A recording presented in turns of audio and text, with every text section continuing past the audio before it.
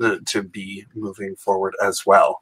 So I'm here. It's 4 a.m. I had always intended to present remotely, actually, for this presentation, because it was a presentation on sustainability and was in a period of drawdown, and now everything's moved online, so it's conveniently worked out that way. So you had a lot of information about me before. To give you a little bit of context for my own work, I work as a designer, primarily theatrically, and doing a number of different installation types works in a number of different formats. I teach ecological design for performance and within the theater department at York University here in Toronto. I collaborate through a collective called Toaster Lab, which does mixed reality, primarily environmental work. And I work as a researcher and write often and present often on the topic of ecology and art making, particularly within a performance environment. I'm also, as the surroundings behind me might sort of give away, father to 2 small children. We did have our first snow this last week in Toronto. It has already gone away. We're working our way towards that, and so there are 2 of the things that sort of drive me to think about all of these different perspectives on sustainability in the world that we're living in. But there's a number of different areas that I think about on how to conceptualize how we're moving forward as well. This is an image from a series called Beautiful Destruction of a bitumen tailing pond in northern Alberta here in Canada by artist Louis Helbig, looking at the impacts of the tar sands here and looking at beauty in the destruction, or in the visualization of the way that our cities might change. This is Eve Mosher's project, High Water Line, in which she takes a sports field chalker that lays chalk lines for sports fields, primarily for baseball here, and marks the new high water line around various areas here in Manhattan in New York. Or Michael Pinsky's project Plunge, in London, in which a number of glowing halos were placed around London monuments to indicate a future high water line. Or Lars Jan's project Holoscenes, a performance project in which performers tried to accomplish domestic tasks in a rapidly filling and emptying tank to also indicate high water line of the future. And a lot of the attention that I pay to the arts connects to sort of a core idea that's in a production. I'm borrowing from the script here of An Evening with William Shatner asterisk because William Shatner is actually not in it. You can see from the stage photo there that he actually appears as a digital avatar of himself delivering a speech on the relationship of art and science in the future, composed of things that he said as James Tiberius Kirk in Star Trek, the original series. And what I tend to focus on is this idea that we have this reciprocal relationship in which we use to make sense out of society, where we have science which makes data out of experience and art that makes experience out of data. So a couple of things related to that, related to the research that I do, before I get into 3 key topics that I wanted to highlight as perhaps inspiration for moving ahead in some of the thinking, is some of the research that we focus on.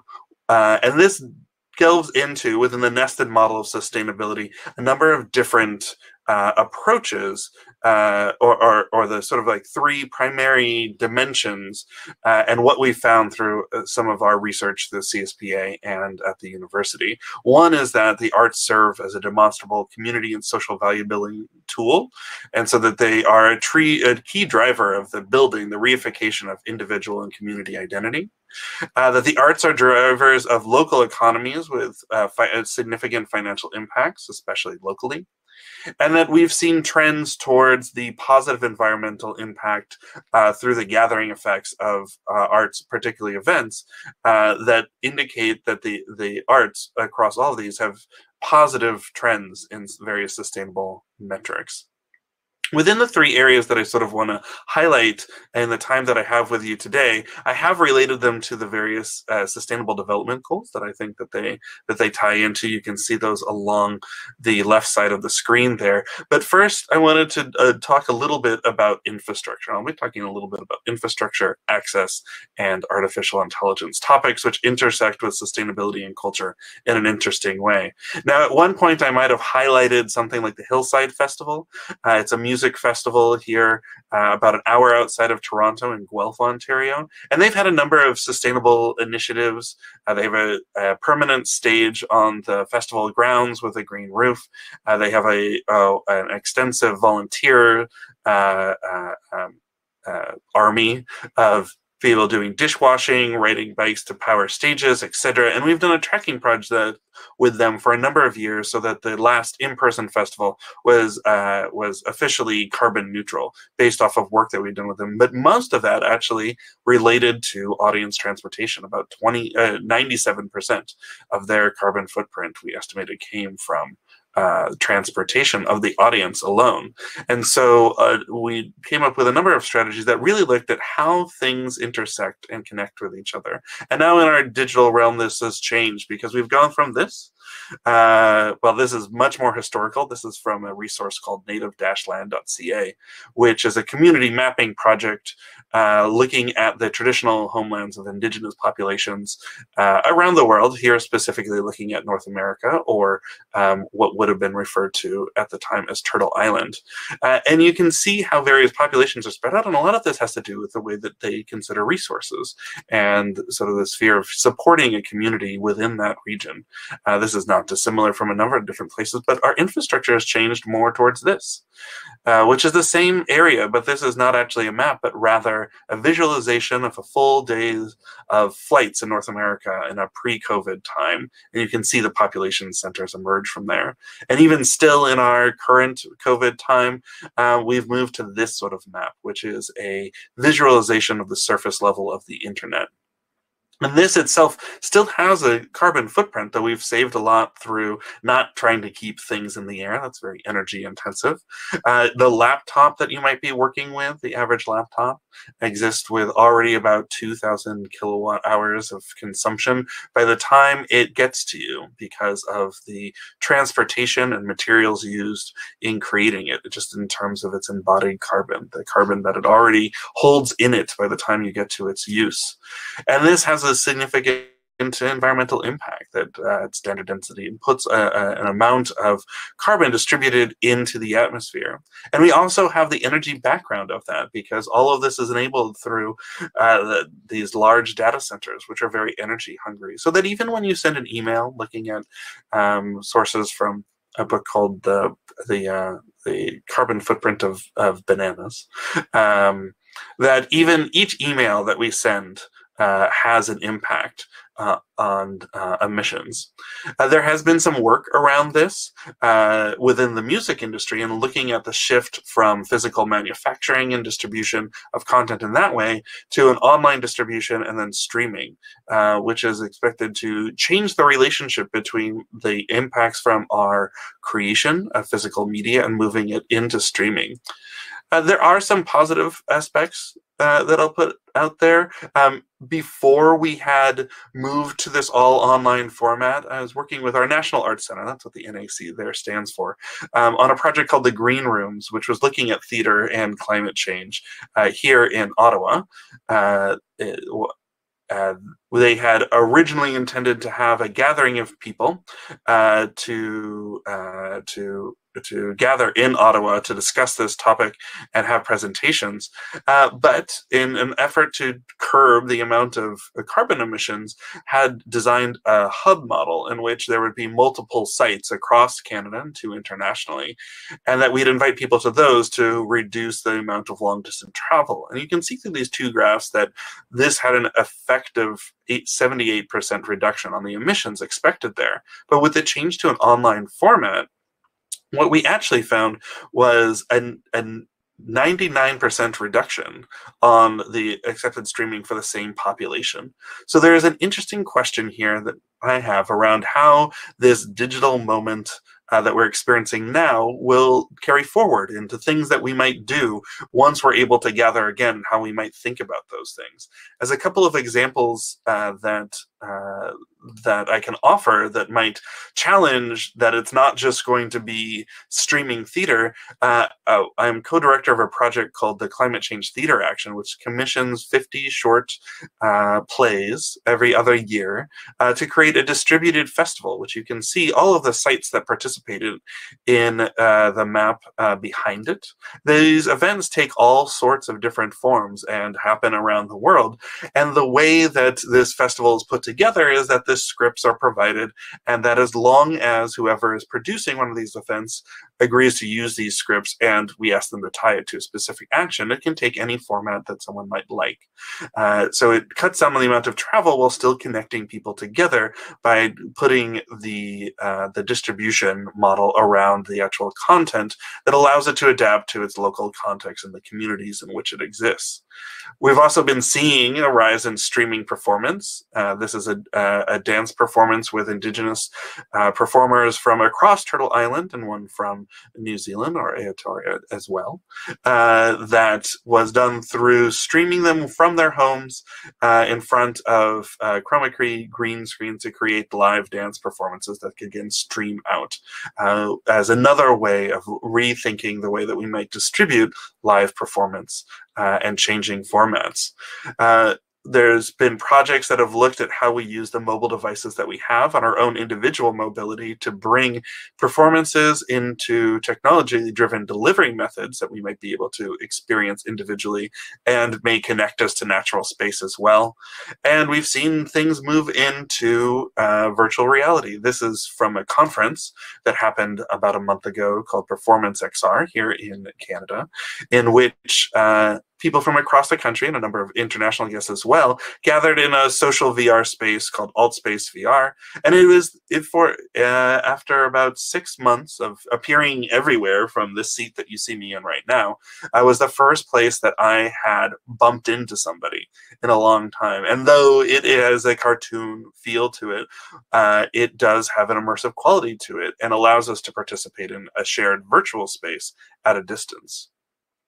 Where we might see this considered also as we move forward is in things like this. This is a Nest smoke detector, which is a smart Internet of Things enabled item, not entirely unlike this Samsung suite of interconnected items that start looking at our infrastructure, not just in terms of this telecommunication sort of model, but also look at how we consider our space and the various systems that we build into it.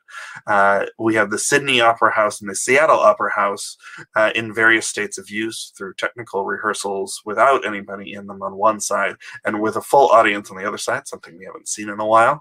And I think one of the directions that we'll see ourselves going is in thinking about our building spaces and being adaptable and more efficient in the way that we work, and that they can make smarter choices, both ourselves and in programming, such as in this space, which is the first LEED Platinum certified performance venue, at least here in North America, Portland Center Stage, that integrated a number of systems and building operations to maximize its sustainability.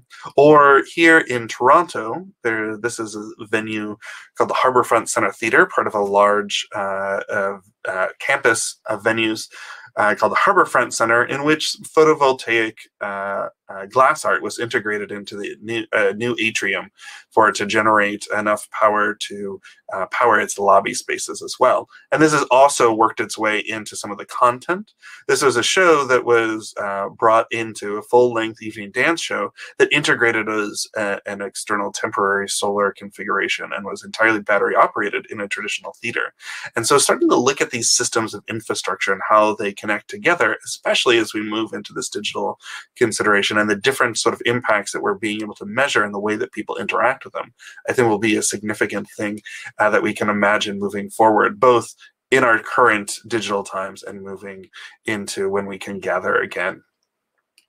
But one of the areas that I think has been important to think about is around access and accessibility. And as more people have been able to access artistic content, we also have to think about the people that can't and the digital divide that exists. And a key example of this that I like to point to is this idea that there are still cables that connect the internet that allow all of our connection that we're doing, that we have right now, to happen. This is a picture of the Manchester cable station in Manchester, California. It's about 3 miles or 6 kilometers away from the Point Arena Manchester Band of Pomo Indians, a registered tribe within California. You can see actually its neighborhood here through a Google Street View, and in a local traditional actually gathering spot for driftwood, and also a protected area for the snowy plover. And its breeding grounds. And the mist back here is actually where this cable station exists. And what this cable station does is it actually connects most of North America to Japan and Hawaii to provide high-speed internet access and cables and a cable laid across the ocean, providing that infrastructure.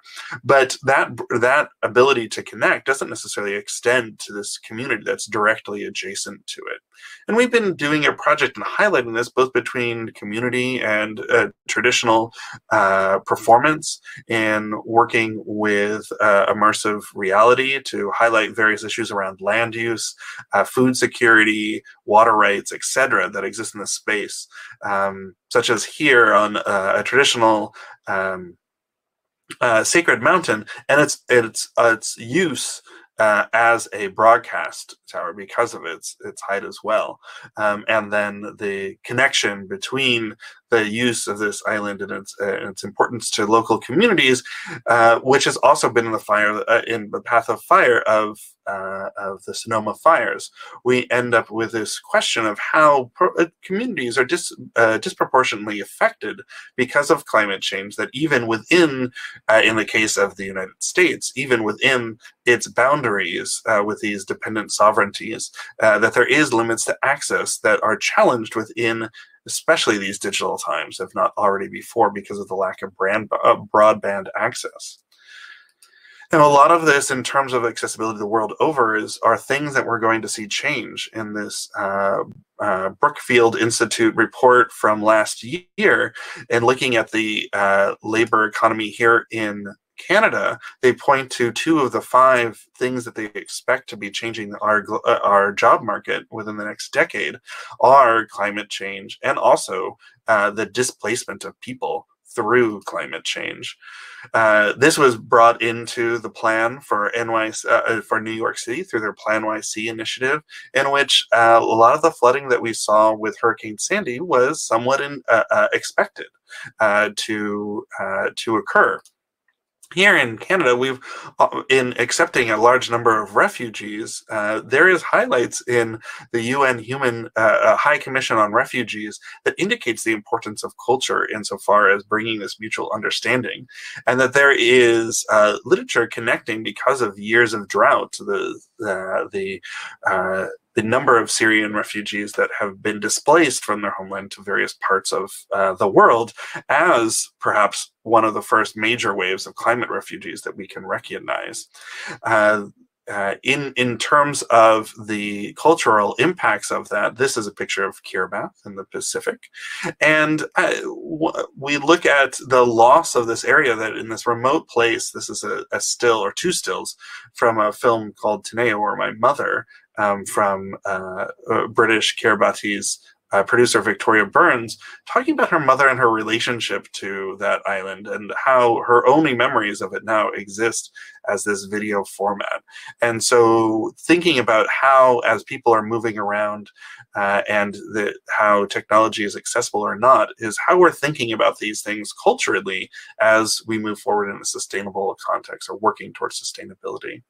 And the last area that I'll bring a highlight to is around artificial intelligence, because I think that there's a lot of room here that may not have the most obvious connection.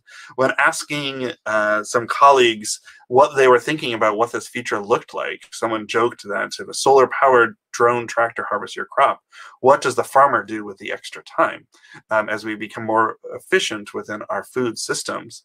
But it is expected that at some point in the future that AI will be responsible for managing our energy markets to make them that much more efficient, which gets us back to this idea of how in our cultural spaces that we're going to be able to contribute to this sort of living machine. Now, at the same time, time, artificial intelligence makes sort of strange art. Google's Deep Thought has recreated art of this nature, which is both fascinating and at times disturbing.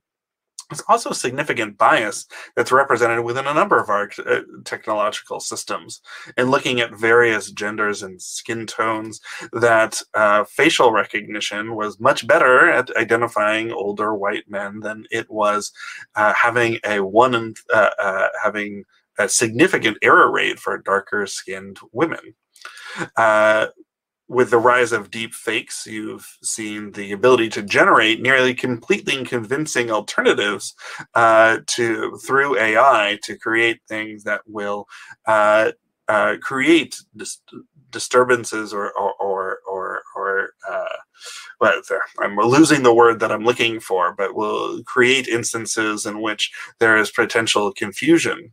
Here in Canada, the largest ever gift to a Canadian university was for the Swartz Reisman Innovation Center here in downtown, associated with the University of Toronto, which will be nearly half dedicated to the research of AI. And I think that it's an important part for us to think about, especially as it's managing how we might get to a sustainable future, how culture intersects with this.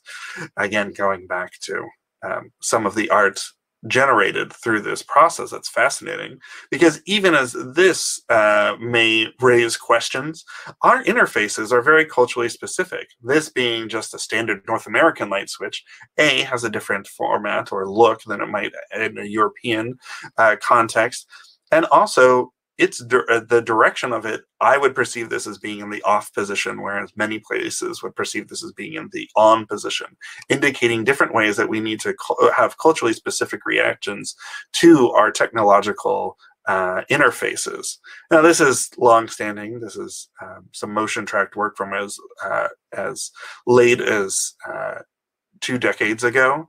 And there are artists working with robotics and looking at essentially teaching robots how to dance and learning what that means coming back.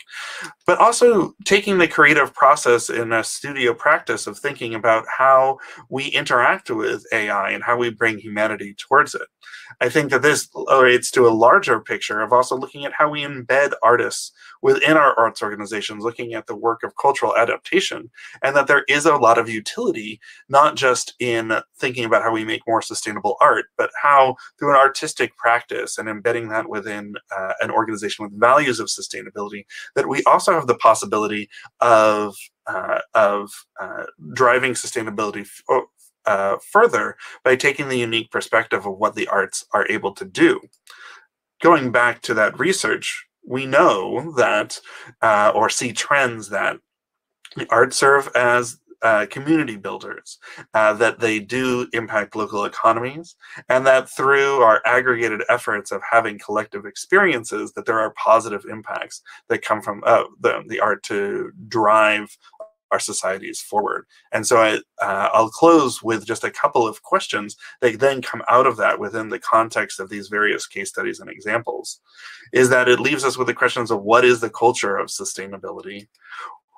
What is a sustainable culture? Who is this sustainable world we're building for, and who are we for? Because the arts and culture and the events and how we share with each other to imagine our future and what we want to make up are ways that we can define how we want to move forward together. Just acknowledge a couple of the people who contributed various aspects to this. And thank you and welcome questions. Oh my God, Ian, that was a lot. My head is spinning. You're at 4 in the morning and you're at this speed and at this first thing. First thing. This is how I wake up thinking. I haven't even had a okay. Coffee, how much coffee did you have? I think I'm waiting for after this to have my first cup and just jump right into really? things. Okay. Yeah, so that was really impressive. And that was also a lot of things. I mean, that was like really trying to see the culture as a whole and then going into detail and going back again. And maybe my first question would be like, if we really look at how do we make our culture more sustainable? I think my question would be, how do you make priorities? Because there are so many ways or so many points where you could start. You could think about transportation. You could think about changing the content. You could think about where are you, like, how do you prioritize not to get lost in all those details? Well, so a very common question that I get is, what's the first thing that we can do as an artist, as an arts organization, in which to approach sustainability? And the only universal answer that I have is that the first step is actually the making of the art. Is that because we know all of these things and the potential for positive impacts, that the most important thing for artists to do is actually to do what they do and to have art function society to make the art. Once you get past that, and part of that is also about like changing the rhetoric around sustainable change away from saying, what am I going to take away from my process, and moving it towards what is the abundance of resources that I have to be able to make this change. And a lot of the focus of where a lot of, and why there's so much of this information, saying that there's so many options for it, is that the most important part becomes about, if you're articulating sustainability as a value within your practice, within your organization, that whichever area is of most important, it is an important direction to go. One of the impacts, as I mentioned, in that Hillside Festival, right at the very beginning, 97% of their carbon footprint was actually from things that they didn't have direct control over. The Harborfront Center that had the photovoltaic system, I think it was even higher percentage, or around the same percentage, for the millions of visitors or millions of visits, they might be the same people multiple times, that come to their site every year. That one of the most important things that either of these organizations as festivals can do in their power of congregating to people is helping people understand the various pathways that can have impacts, and actually looking at how the audience has an impact, or how the participants and the observers, the viewers, however you want to classify them, have an impact further beyond the cultural content. And that when it becomes time to looking at internally, it becomes a question of, what are the elements that you're actually able to engage with? So what can you create an assessment model around? What can you actually measure so that you can then look at improvements for it based off of those metrics? And that's going to be different for every different organization, based off of scale, based off of community. An example to provide for that is that Julie's Bicycle, I know Allison Tical spoke on a couple of sessions yesterday, that we're in a process right now in a partnership with them of adapting their toolkit for a Canadian context. And one of the big challenges of that, as we've been going through community consultation across the country here, has been that Canada is very large, and across our provinces, it engages with energy or physical building materials in different ways. And each of those population centers is different. And all of the solutions that we might want to have common tools, or tools that give us common information, we have to be adaptable to what our specific conditions are. But as long as we share the value of sustainability, and we're looking at it as, what do the arts do in culture? How do they function within our society? Then we're going to get to a more positive impact. So it goes all over the place, because there are so many different ways to approach it, and there's not one that, aside from establishing the value, that I would point to as the most important thing. And I don't want artists to be taken away from making the art. Yeah, right. So that would also be my next point. Like, artists want to make the art, and it takes a lot of time and resources to figure out how to be more sustainable as an organization, as a person, as a production. Is there, does it make sense to implement like strategies from the state, or who should help with that? It has, whether or not it's the state or otherwise, other funders. This has been an important aspect of it, and I'd extend that to thinking about it as the community in which an organization exists. I think that both individual artists and arts companies and organizations, presenters as well, part of what the recognition of working towards sustainability is recognizing our place within the communities in which we exist, whether or not we're an anchor within a specific urban population, or that we are regional, or whatever the scope of that is, insofar as like where our audience is coming from, is looking at sustainability not just as a set of measurements towards our carbon footprint, but looking at how we interact with those communities. And part of that community and where we exist is not separated from the from those funding structures, from those support structures, and from those resource structures. That a conversation, because from this chair, I'm getting the opportunity to tour the world. Yesterday, I also participated in a virtual trade delegation between Canada and the Netherlands, and we were talking specifically about the various funding models that exist between the two nations, and looking at how to create a culture of sustainability.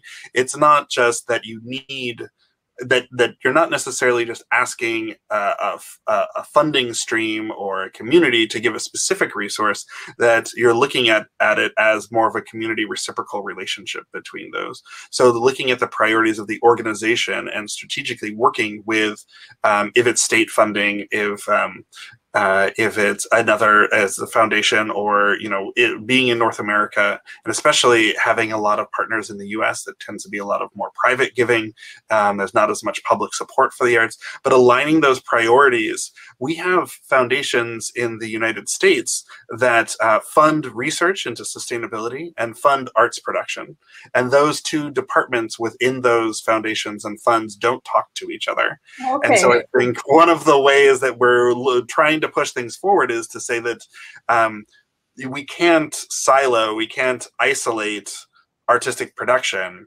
We have to bring it in from the leisure time economy, or things that we separate out from society, because it's ultimately what we're holding on to, is defining how we relate to each other, how we build our identities. And so it becomes an important functional thing within society. So getting back to the answer there, I think that it's not just what are the supports that are needed, but what are the conversations that we have to have, so that the support isn't driving the decision making, and the art isn't necessarily just saying we want the specific type of funding, then saying how do we align ourselves as working in the same critical communities to achieve this goal of a sustainable future.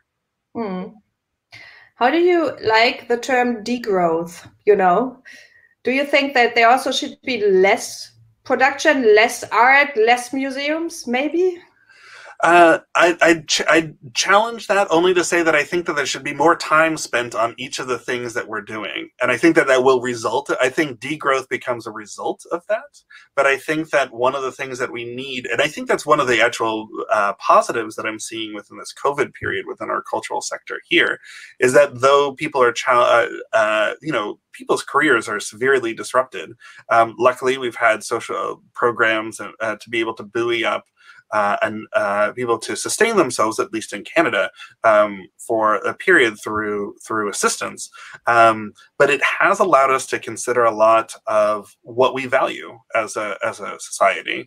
And I think one of the things that we're seeing with the decolonization of culture in Canada and attention towards social issues is that the sort of churn, the rapid way in which we produced cultural content in a way of getting towards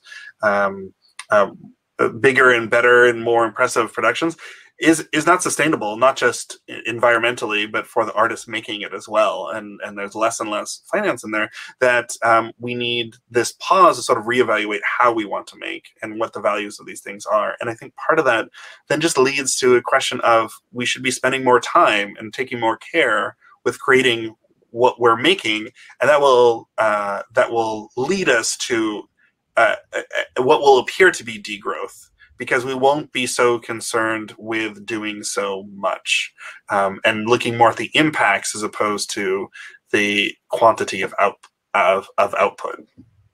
But that's also the experience of the consumer, isn't it? Like when I as an art critic, I see a lot of things, and I always feel best when I concentrate on one thing and then leave. You're right. Right. We need that time. It's not just entertainment and distraction, but I think that's what it ultimately gets down to, is that core impact of the arts, is having us consider our place in society, in the world, in the environment, and that we need room to be able to do that. And part of that means perhaps not having, thousands upon thousands of streaming options on our television, that we need time to reflect and have a thoughtful experience with an artist, so that we are able to, imbue our time with meaning, not to move from carbon footprinting right to philosophy, but that this is the way that we understand we come to understand our experience, that we have experiences out of data. We're not just data points. Yeah, that's beautiful.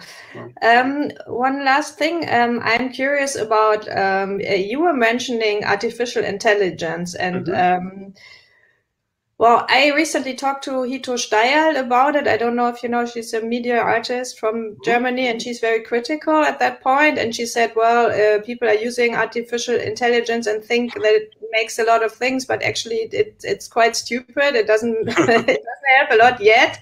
And you feed it with the wrong information, and then ideology comes out. Yes.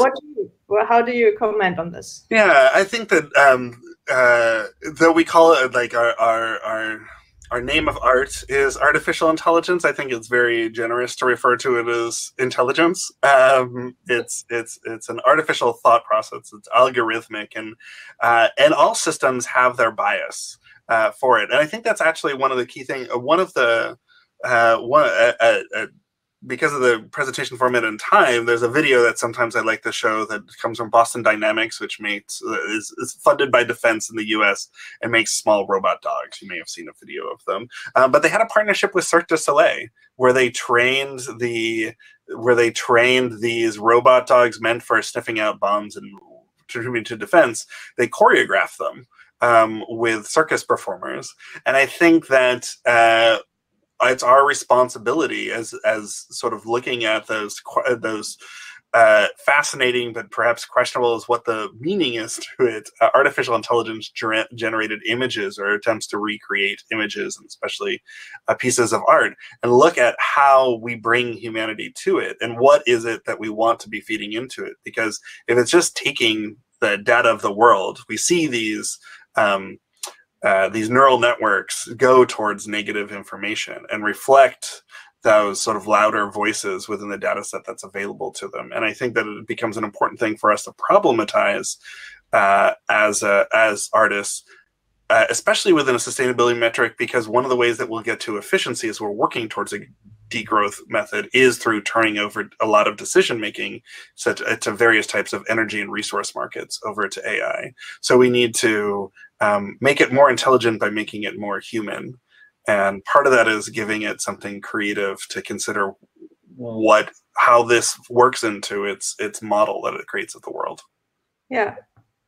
Here we have a question. It's by Hannah Panther, and she's asking, changing the pace of practice seems to be complex as all systems on society are interconnected. Do you have any examples of organizations of artists changing their pace? It's hard because we're all pushed to these growth metrics. I think that a lot of the work around cultural adaptation that I pointed to, that Creative Carbon Scotland does, which is very intentional, and they actually they specifically moved away from them. They have various carbon footprinting tools, and they had a version of the Julie's Bicycle tools for a while, but just based off of their community serving Scotland, these weren't necessarily the right tools, and they've been focusing much more on bringing artists into organizations. And sometimes, the purpose of the art isn't necessarily to make the organization faster, but to make it deal with its identity and deal with the value system, making meaning.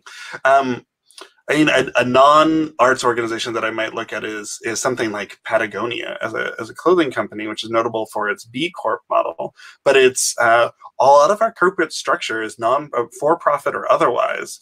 Don't allow values into the decision-making process. They're very financially driven, which is driven by efficiency.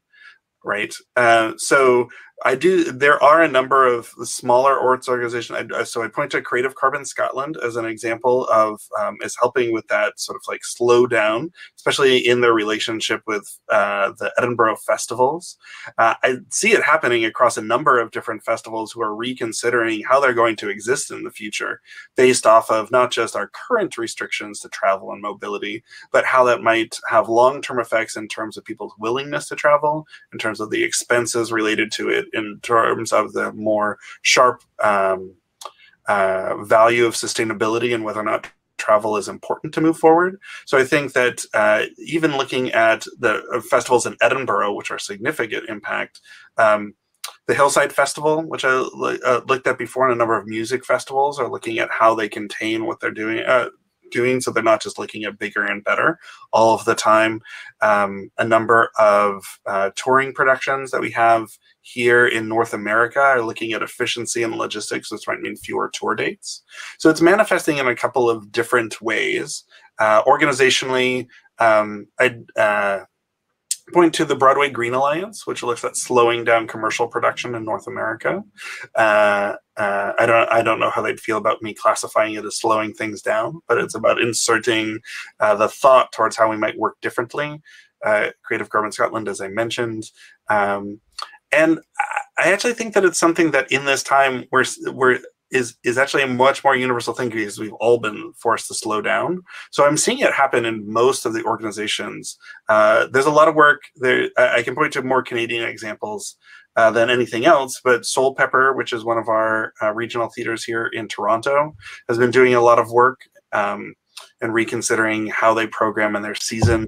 A number of our theaters and our Professional Alliance of Canadian Theaters have been pushing people towards how can we extend towards many different goals, but especially sustainability. How can we push the professional theaters of Canada to look at slowing down their production models so that they can reconsider how we move forward? I hope those are a couple of useful examples. Yeah. I think there will be more examples in the rest of the day. And I think now it's time that Ian Garrett can have his coffee. A little break, yes. Finally, I hope you're looking forward. Yes. I have to thank you a lot. That was really, really interesting. And also thank you for that great presentation that will still be on that platform. And also you can, I think this whole conversations are being recorded, so you can watch it again and again if you want. And yeah, it was a pleasure to visit Potsdam very briefly from Toronto. So see you again in the virtual space. Yeah, I'll be Have online. a great day. Right. Bye-bye. Thank you. Okay, we have 10 minutes and then, yeah, we'll be back. Okay, thank you. All right.